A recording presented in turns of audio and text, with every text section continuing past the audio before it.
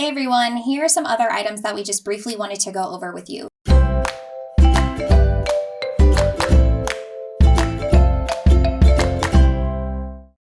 So some of the big ticket items that people ask about is what's going to be reimbursed at closing. Some of those include earnest money deposit, your lender application fee, the due diligence inspectors, your SEC attorney, your blue sky filing fees, and your good faith deposit at rate lock.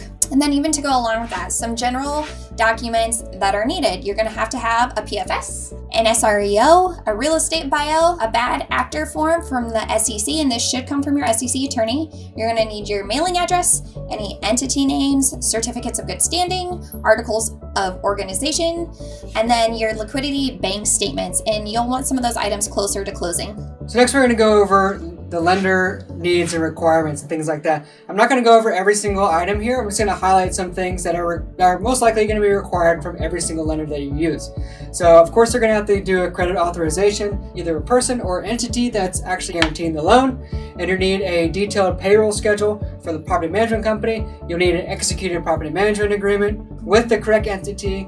You also need an org chart for how those entities are structured and how they're controlled, like how the management company is going to control the investment company and how the investment company is going to take title of the actual property. You're also going to need the unit count confirmation. Get started on this earlier, don't wait till last minute on this, because sometimes this can take a little bit of time to do. Very simple and straightforward. However, you need to find the right person in the city in order to get the right unit count confirmation. You also need to continue to provide new monthly rent rolls and T12s all the way through closing. And then you also need a rent roll that is current within 7 days of the final lender inspection, because the lender is going to do one final inspection before actually writing the loan or closing the loan on the property. You'll also need a monthly occupancy history report for the property for the previous 12 months. So you need, all the way, 12 months ago, every single month, a snapshot of the occupancy leading up to the time of closing.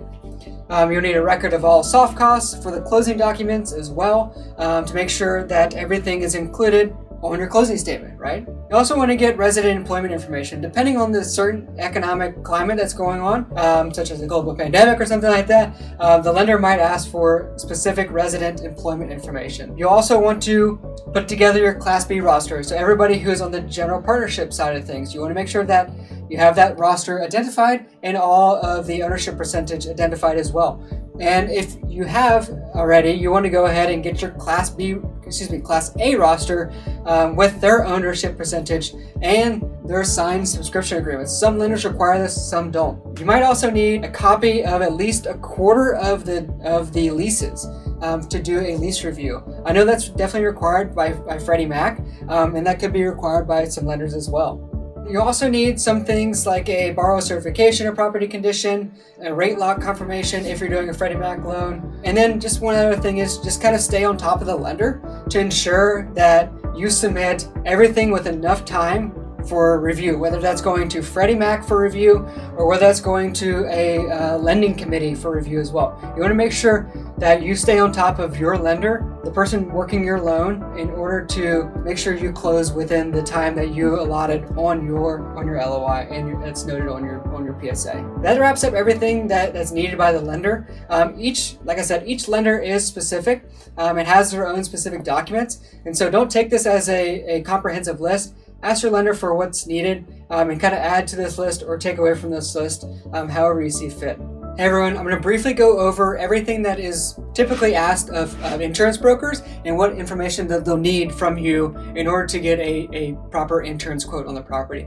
So first, you're going to have to need the name of the entity that is being insured. So whatever entity is taking title of the building is what you need. You also need to know, what deductible or other pearls you want, such as, wind and hail, likely 3% deductible, and also the number of employees at the complex. You'll also need to know, will you be carrying workers' comp on a specific location, or will your property management company be carrying workers' comp? So these things you need to ask your PM. You need to know the name of the business, a home address, and the date of birth of the person being insured to do like an insurance score check. It's not a credit check, just to check insurance, your background of like all the insurance claims and files you've had. You also need to know, is there an alarm system connected to a central station or a police station? Do they have any hardwired smoke detectors in the buildings, or are they powered by batteries? You'll need to know if there's any protection over the cooking ranges, such as like fire stops and things like that. You also need to understand or know the apartment units have sprinkler protection, if each unit or each building has its own sprinkler protection. You also need to confirm, that barbecue grills are not allowed on balconies or patios. It's just something arbitrary, but you need to make sure that that's in there for sure. If there's a pool, there's going to be a variety of questions that need to be answered. To just make sure that you reach out to your insurance agent to make sure that you're getting the correct questions answered. Some other items that you will need are number of stories per building. You're going to need a breakout of the square foot per building, the number of units, the value by building. A site plan layout would really be the most helpful because it shows the square feet and all of the dimensions. The insurance agency will also come up with replacement costs and values unless the previous owner has that information. So please try to just get that information from the seller because it'll make it so much easier when you have these conversations with your insurance agent.